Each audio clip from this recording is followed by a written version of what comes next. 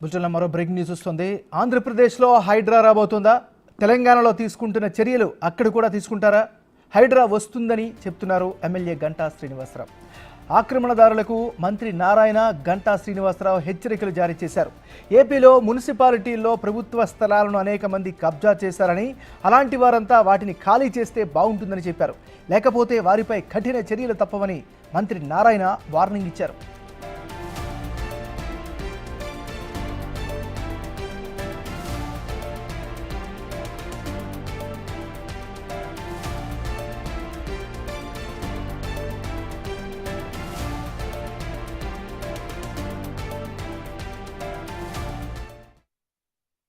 పార్కులు అవన్నీ పెట్టింది ఎందుకంటే అక్కడ ఉన్న ప్రజలకి వాళ్ళ యొక్క దానికోసం పెట్టాం.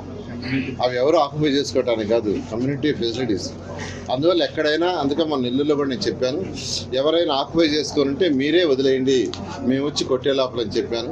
కాబట్టి రాష్ట్ర ప్రజలందరికీ మీ అందరు తలపు చెప్తున్నాను, ఎవరైనా ప్రభుత్వ స్థలాలు మున్సిపల్ ఏరియాలో కానీ ఆక్యుపై చేస్తుంటే మీరే వదిలేసుకోండి. పార్కు స్థలాలు కావచ్చు, లేదా ఏ స్థలాలైనా ఇలాంటి ఖచ్చితంగా ప్రభుత్వం చర్యలు తీసుకుని వాటిని ఆక్యుపై చేసుకుంటారు.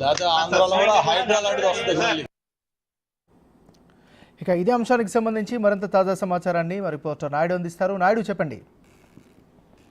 ఏమన్నా చూడొచ్చు, ఈ గత ప్రభుత్వంలో ఎక్కడ అక్రమ నిర్మాణాలు జరిగితే మాత్రం అది తప్పకుండా వారిపై చర్యలు ఉంటాయని ఇప్పటికే మంత్రి నారాయణ అయితే చెప్పారు. ఎందుకంటే విశాఖలో విస్తృత పర్యటన ఆయన చేసిన పరిస్థితి. ఎందుకంటే పూర్తిగా విశాఖ పార్కులను ఆక్రమించి నిర్మాణాలు చేశారు. చాలా వాటిలో అక్రమాలు అయితే ఉన్నాయని చెప్పొచ్చు. వీటన్నిటికి పూర్తిగా చర్యలు ఉంటాయి. హైదరాబాద్ లో ఏ విధంగా ఇప్పుడు అక్రమ నిర్మాణాలకు హైడ్రా ఎలా చర్యలు తీసుకుంటుంది, ఇక్కడ కూడా అవసరం అయితే మరో హైడ్రా కూడా పెడతామని అయితే నారాయణ చెప్పడంతో పూర్తిగా ఇప్పుడు ఎవరైతే అక్రమ కట్టడాలు కట్టుకున్నారో వాళ్ళ గుండెల్లో రైళ్లు పెరగడుతున్నాయని చెప్పొచ్చు. ఇప్పుడు ఈ ప్రకటన చేయడంతో పూర్తిగా అధికారులకు కూడా ముచ్చెమటలు అయితే పడుతున్నాయి. ఎందుకంటే అధికారులు వీటికి అయితే అనుమతి లేని వాటిలో కూడా నిబంధనలకు విరుద్ధంగా అనుమతులు ఇచ్చి అక్రమ నిర్మాణాలు అయితే విశాఖలో జరుగుతున్నాయి. ఈ నేపథ్యంలో ప్రభుత్వ స్థలాలు ఎక్కడైనా అక్రమం కూడా జరిగిన వాటిపై చర్యలు తప్పవని కూడా ఇప్పుడు నారాయణ హెచ్చరించడంతో ఇప్పుడు అధికారులు కూడా ఎంతో ఒళ్ళు దగ్గర పెట్టుకొని పూర్తిగా అయితే పని చేయాలని చెప్తున్నారు. ఉదయం నుంచి కూడా జీవోఎంసీ అధికారులు కానీ అలాగే విఎంఆర్డీ అధికారులతో కానీ ఆయన సమీక్ష నిర్వహిస్తున్నారు.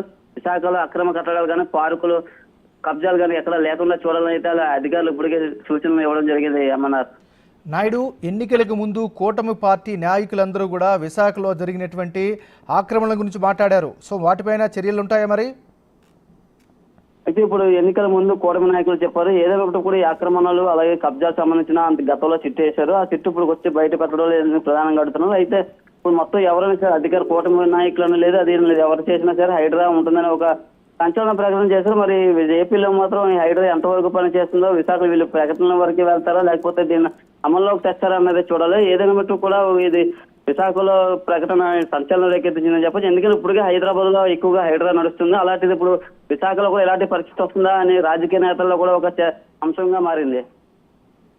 Right, thank you Naidu.